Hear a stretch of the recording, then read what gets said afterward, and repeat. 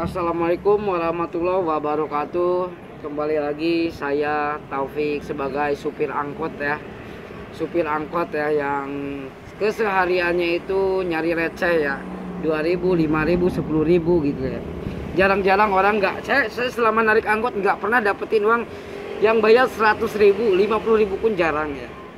Kalau 50.000 pernah, cuma yang 100.000 jarang nih, duitnya 100.000 gitu kembalian tuh nggak pernah ya. Seumur hidup saya narik angkot tuh enggak. Jadi gini ya, semua supir angkot mau adain demo. Kemarin kan mahasiswa, sekarang para supir angkot, pokoknya alat-alat transportasi. Soalnya gini, kalau kita naikin tarif ongkos angkot, itu kayaknya resiko juga ya. Resikonya apa? Kalau kita naikin ongkos angkot ini, nanti si ininya apa tuh yang mau naik angkot ini, si konsumen ini beralih ke Gojek, beralih ke ojek online. Ojek online jelas harganya lebih murah, terus cepat, nggak pakai macet. Kalau angkot itu kalau misalkan cuma bawa satu orang, dua orang itu pasti ngetem dulu nunggu penuh. Karena apa? Kalau cuma bawa dua orang atau satu orang, bensinnya aja udah berapa, ongkosnya dia nggak sebanding. Sekarang ngisi bensin seliter aja 11.000.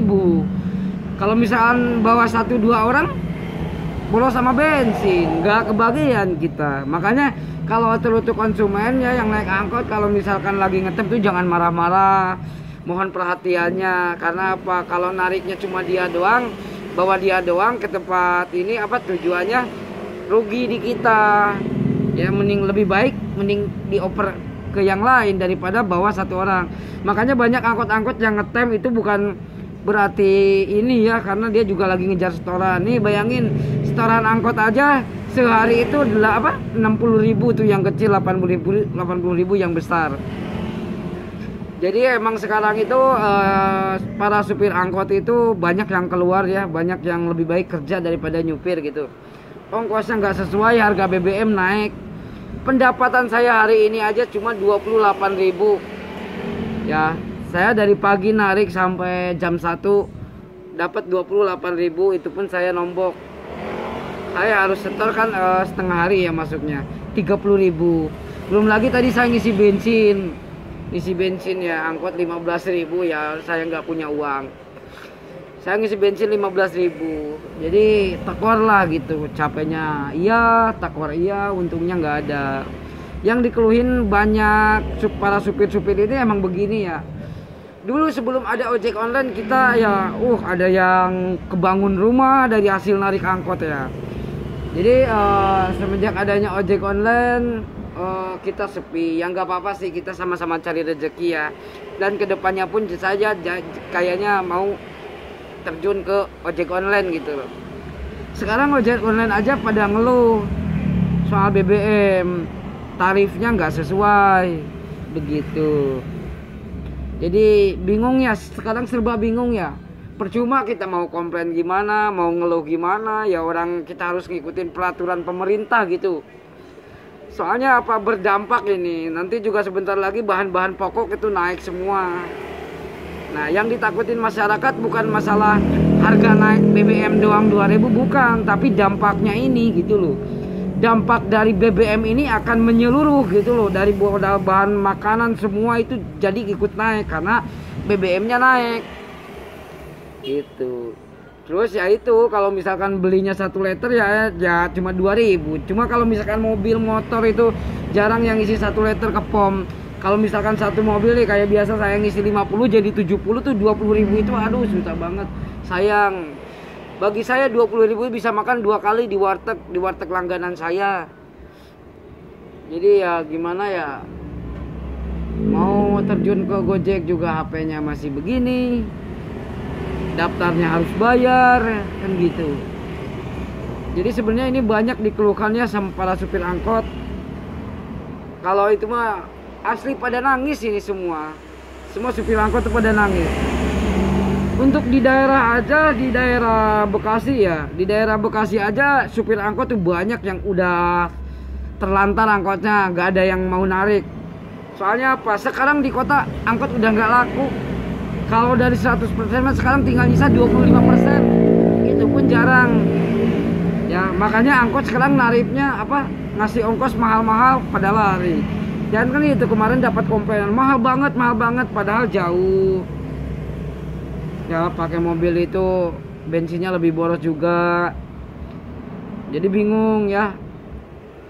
Saya sebagai supir angkot yang dulunya sejahtera ya, mungkin ya dulu kan BBM gak naik, masih tenang lah kita gitu. Nyari nafkah aja alhamdulillah gitu dapat 60.000, 100.000. Kalau sekarang dari semenjak Covid itu sampai sekarang tertimpa, sama sekali nggak ada pendapatan. Pendapatannya nggak seberapa, cuma cukup buat makan, nggak ada buat bekal. Ya sekarang orang mah lagi susah, ditambah BBM naik, dampaknya gede banget gitu ya. Ini curhatan para supir angkot ya. Soalnya apa? Ya emang sesuai yang saya alamin saya ceritakan gitu loh.